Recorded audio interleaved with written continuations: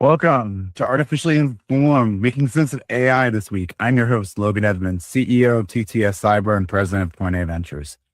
So before we kick off on the headlines, we have some really interesting topics this week.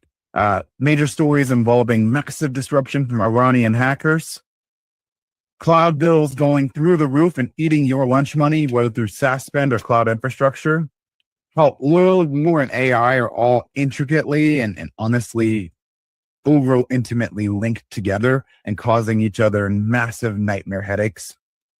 Anthropic and their epic showdown with Washington. How individual people are trying to quote unquote enhance war footage from the Iranian conflict. And of course, the big and I'd say the positive news this week, Apple launching the first affordable MacBook. All these things and more we're going to talk about today. My name is, as I mentioned before, I'm Logan Edmonds. I am the CEO of TTS Cyber. We deal with AI and cybersecurity through our customers every day. And so one of the things that we like to see and look for is what's changing in the world, because it's impossible to keep up on what's keeping up with going on AI unless you invest real time in it. This is your 20-minute show to digest what's going on in the last week with the world of AI, technology, and finance. First thing, before we lead off our main subjects, I would like to talk about something I've noticed over and over, and it's more of a concept than an actual lesson, which is every time there's a major technology shift in the world, it exposes a simple truth. Tools amplify the habits and strategy companies already have. AI is not an exception. AI is probably going to be, and probably already is, the most transformative technology we'll ever see in our lifetimes. Knock on wood, maybe we'll send more cooler, but this is a big one. What we've also noticed is when there's good strategy, the technology serves as an accelerator, right? You have a clear strategy, you have good leadership in your organization, and it can get you to where you want to go faster. But it also accelerates poor leadership and poor strategy. With the advent of AI, it is incumbent to level up organizational leadership skills and make sure the strategy is crystal clear on where the organization wants to go before implementing AI. Otherwise, you're just widening the cracks. With that, let's dive into it. So our first headline for today is going to be around Iranian hackers. Yep, we're talking about this. There's been scuttlebutt all over the place in terms of, hey, is Iran going to get into cyber warfare? And the answer is probably. So we can see that right now, there is a medical technology giant called Stryker here in the United States. And they are, as of the time of this recording, still experiencing a major enterprise disruption following a destructive cyber attack attributed to the hacktivist group Handala, which has been linked to Iranian interests. The attackers claim they infiltrated the company's network, exfiltrated 50 terabytes of data to the T. So think your laptop, like, it's max storage, and think times that by 50 or 100, depending on the size of your storage. That's a lot of data. They deployed wiper malware that erased systems across the environment. And according to the group, more than 200,000 endpoints, including servers, laptops, and mobile devices, were wiped. That is a huge amount of infrastructure that was hit. It forced operational shutdowns across offices in 79 countries. Stryker was a Fortune 500 company, has over 53,000 employees and over 22 billion in annual revenue. Why are we think it's Iranian? Well, attribution's the hardest thing in our line and cybersecurity's line of work, but its attackers reportedly defaced the company's Entra login page, aka with the thing they sit down and log into every day, suggesting the compromise of identity infrastructure during the event, and sort of indicating who they might be. Handala is known as the Handala Hack Team, HATEP or HAMSA. It emerged in late 2023, and it's targeted organizations using a mix of data theft and destructive malware designed to wipe Windows and Linux systems. The group is widely believed to have ties to Iranian's Ministry of Intelligence and Security. It often publishes stolen data through leak portals to increase pressure on victims. Stryker has stated it's working with Microsoft while treating the situation as a critical enterprise security incident. Like in all things, this event serves as another reminder in cybersecurity. Backups are like dad jokes. You might roll your eyes at them sometimes, but when things go wrong in life, you're at least secretly glad that they exist. Moving on. So you've probably noticed, this is our spotlight for the week. You've probably noticed that cloud spend and SaaS spend are at an all-time high. Whether it's your Microsoft 365 licensing, your HubSpot licensing, if you have cloud infrastructure where services and servers are running in the cloud, it's really easy for those costs to spiral out of control and get away from you. Just this week, I spent literally 2 hours cleaning up some of our Microsoft Azure subscriptions here at TTS Cyber, as well as going through our annual SaaS subscriptions and cleaning out those. Found over $1,000 a month in spend that had just ballooned out of control that nobody had noticed. And that was just me cursory looking. This happens to every org. As businesses scale in the cloud, costs often rise faster than expected due to cloud waste spending on resources that provide little or no value. This includes, oversized servers, excess Microsoft licensing or the wrong types, resources and storage pools that are no longer in use, network and VPN and overlays that have been turned off for 2 years, etc. Studies suggest that many companies waste 25 to 50% of their cloud spending in this way. 25 to 50%, you might be overspending on it. The solution is to adopt a FinOps mindset where finance, engineering, and leadership collaborate to manage cloud costs as an ongoing business discipline. Well, where do I start? Well, I'm excited to announce. I'm glad you asked. You can check us out today. We are offering a free Microsoft 365 Azure cloud spend audit, which means if you're using Microsoft services, we will happily look at your invoice and say, hey, can we save you money by converting licenses, scaling down resources, etc. If you're interested, reach out today at our website, ttscyber.com, and just fill out the form on the contact us page, and we'll happily get someone in touch with you to perform your free cyber cost analysis to get you. Hopefully, we can save you that 25% to 50% in money. Back to the news, finance and business. Well, what's the big one for finance this week? Oil. Oil, as the time is recording, is rapidly looking like it's in free fall and back and forth. The big number that everyone's been concerned about is $100 a barrel. And as of recording, while many of the world's leading nations have gone ahead and confirmed, including the United States, they're going to be tapping their strategic oil reserves. It takes about 13 business days, as far as I know, for it to hit the main stockpile of the United States, the supply chain. Why does that matter? Well, oil is about 38% of the available energy market right now. It powers about 38%, so almost more than a third. And what does AI and data centers, which are currently propping up the entire US economy, need more than anything? Energy.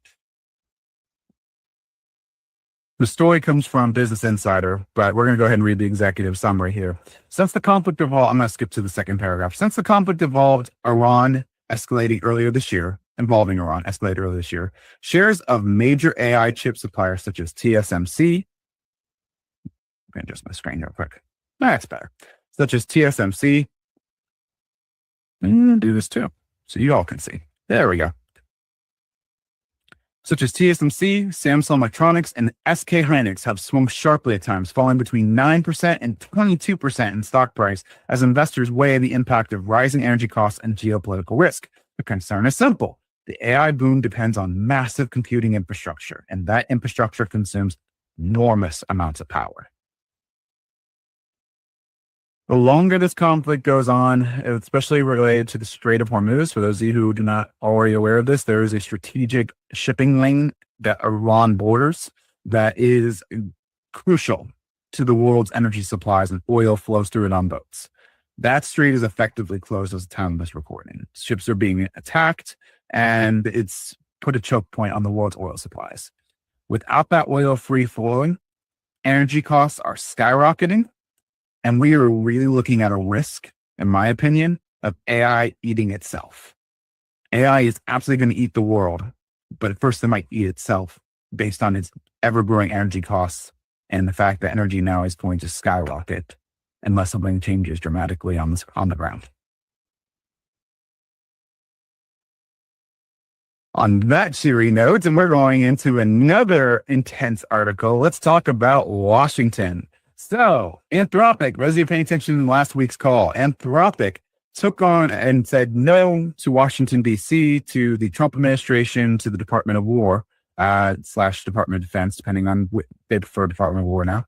Specifically, their request, they wanted to use Anthropic, according to Anthropic. This is all based on what Anthropic says.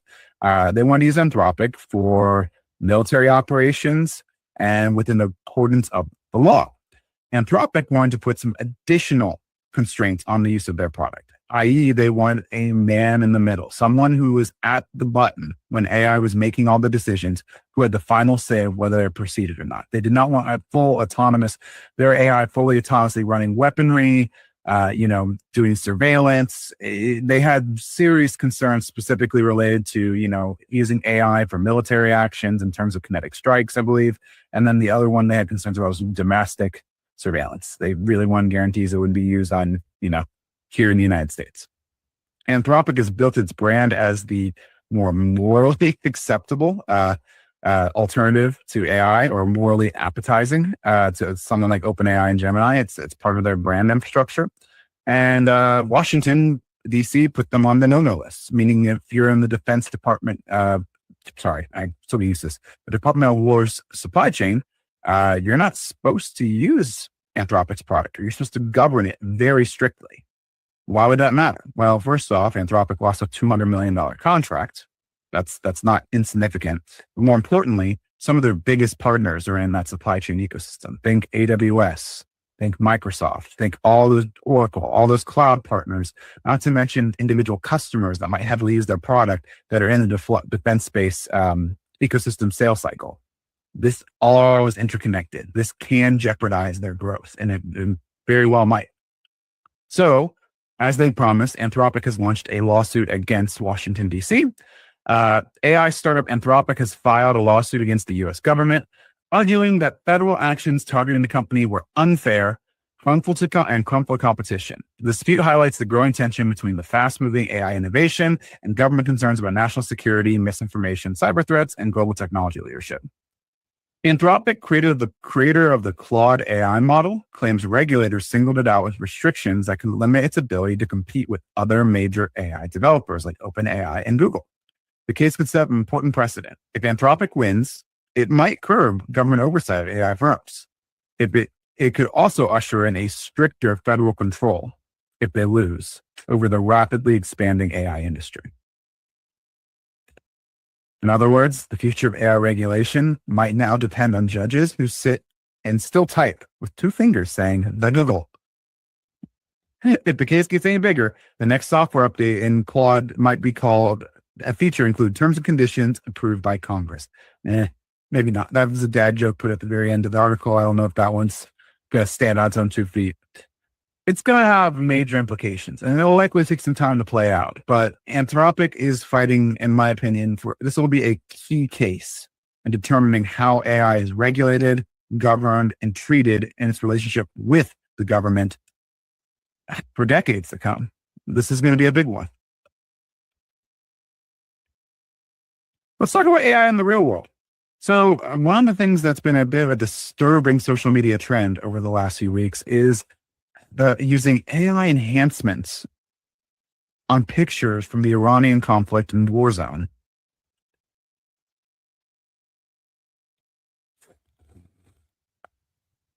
Real events are looking so dramatically upgraded, in my opinion, they could be in the running for an Oscar for the best visual effects. AI enhanced images from the Middle East are spreading online like wildfire. And in several cases, genuine photos we're finding have been altered by AI tools that sharpen faces, intensify flames, or modify subtle details to give it a more dramatic appeal.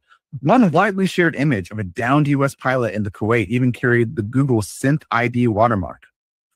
Synth, which is a watermark that's supposed to indicate AI involvement in visual editing and editing images or videos. Even though the event itself, though, just to be clear, that happened. This wasn't a fabricated event. There really was a pilot that was down in Kuwait. Experts are warning these enhancements can intentionally change the narrative to make protests look more violent, fires look larger, or objects appear more threatening. Because the base image is authentic, the edits are also harder to detect. It raises concerns that the public trust in real wartime imagery could rapidly erode. That one is concerning. The idea, it's already hard enough to detect deepfakes. The idea that there can be things now that are even harder to detect by instead of writing your own reality, just editing it, right? Taking a basic image, a basis that is found fundamentally true and subtly shaping it. And that's the heart of misinformation and disinformation. And it's a scary concept, especially now we're seeing it play out in real life as opposed to a hypothetical intellectual question.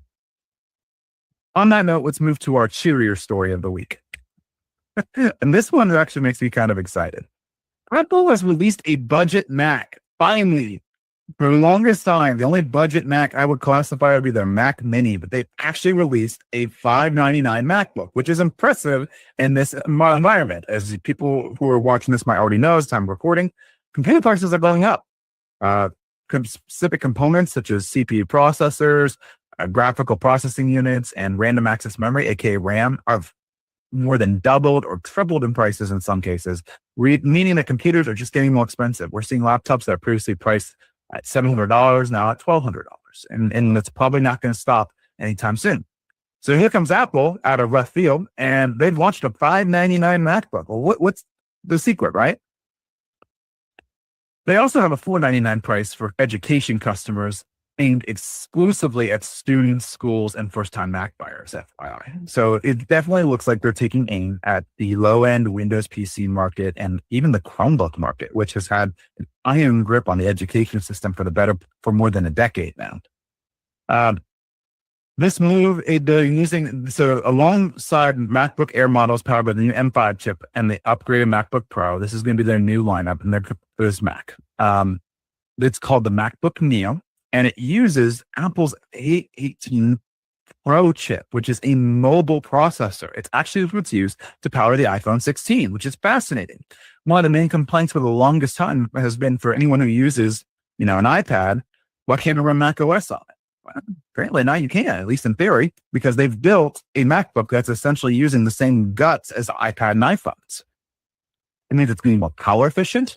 It allows them to be super quiet because they don't have any fans or any kind of noisemakers inside the device. And it's perfect for everyday tasks like web browsing, schoolwork, light apps, and it keeps costs low. This is something that is super interesting. Apple is in a unique place because of its supply chain infrastructure to be able to offer something like this, where it's not readily apparent its competitors can. It can attract millions of new students, according to analysts, and new customers, and expand the Mac OS install base. In other words, Apple may have found a simple growth strategy. Make the first Mac affordable, because once people get used to a Mac, switching back may leave the zeitgeist of a younger generation. This was Chrome OS's strategy back in the day, and I would argue, and if you sit me down and talk person subjectively, that Chrome did, specifically Google, missed an opportunity of improving its Chromebook lineup because it got an entire generation started with Chromebooks. It had a chance to really take over an entire generation's market. It looks like Apple is going for the same play, and we'll see how it plays out. So that is AI this week.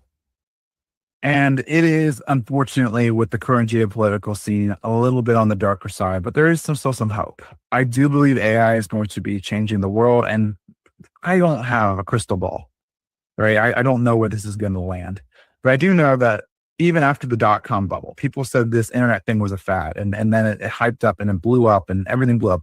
The internet still changed the world. It took a lot longer than people anticipated. It was a lot more piece by piece. But I would say that no one would argue that the advent of the internet has not fundamentally changed the world. I believe AI is in the same category. I believe all roads equal AI becoming an integral part of our daily lives. It's just a matter of how it looks and what's the timeline. My name is Logan Edmonds. I'm your host, CEO of TTS and president of Point A Ventures. This is your weekly review of AI, and I hope this helps you as you make key decisions on innovating your business, your organization, to grow forward into the new world we're entering into. Stay safe out there, everyone.